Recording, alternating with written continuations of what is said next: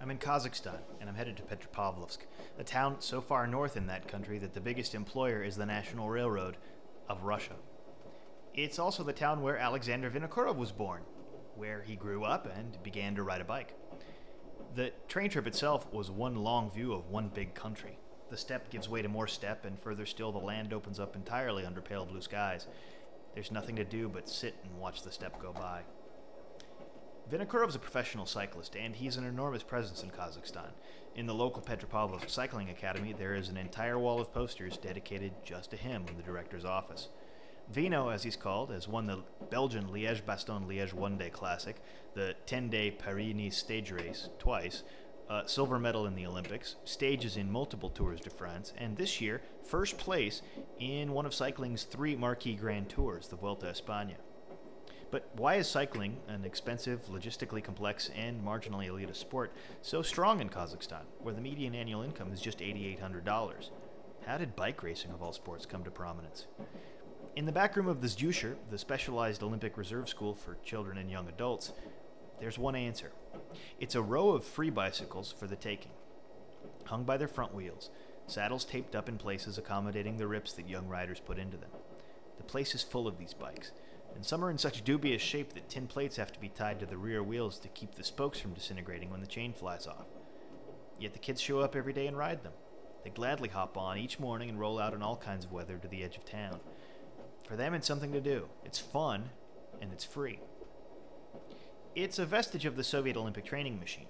Most professional trainers, men with college degrees in exercise physiology and primary education, lost their jobs in 1991 when the state collapsed. But now, with Kazakhstan's coffers filling back up with oil and gas revenue, the men have come back to work, and their mighty training academies are slowly being resurrected. Another reason for cycling's strength is that, based on the success and wealth achieved by Vinokurov, now 33 years old, cycling is seen by youth in this country as an honest way out. In a country where corruption and crime characterized the 1990s, cycling is something clean.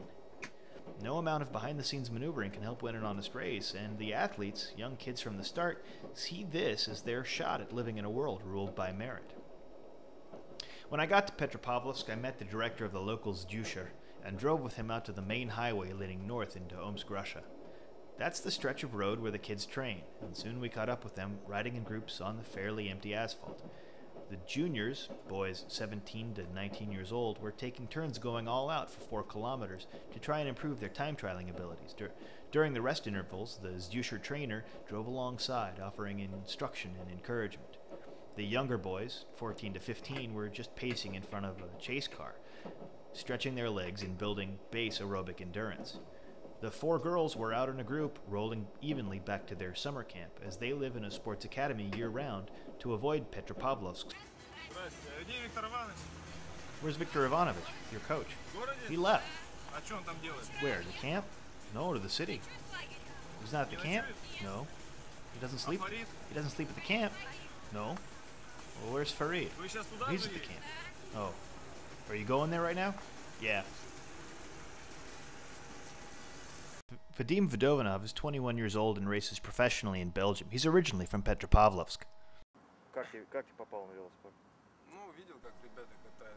How did you get into bike racing? Well, I saw how the guys were riding bikes outside of my apartment, and I went down and asked them about it, and I got really excited. So I went the next day to the velo school and signed up. I've been coming here every day ever since. Were you successful from the start?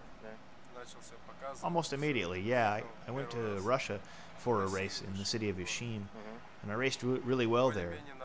I won the award for the youngest cyclist there. I was 13 years old. It's all just gotten better for me as time has gone on. I've gotten more into it, and I've just gotten better. But it's different now. It used to be a quiet sport, but now they're getting more money into it. More bikes, more uniforms, there's even salaries. I don't earn a lot of money, but it's enough to buy things.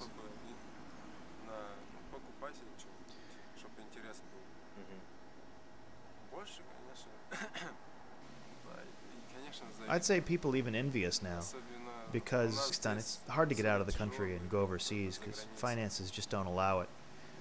Yeah, envy, but with pride. Есть небольшая зависть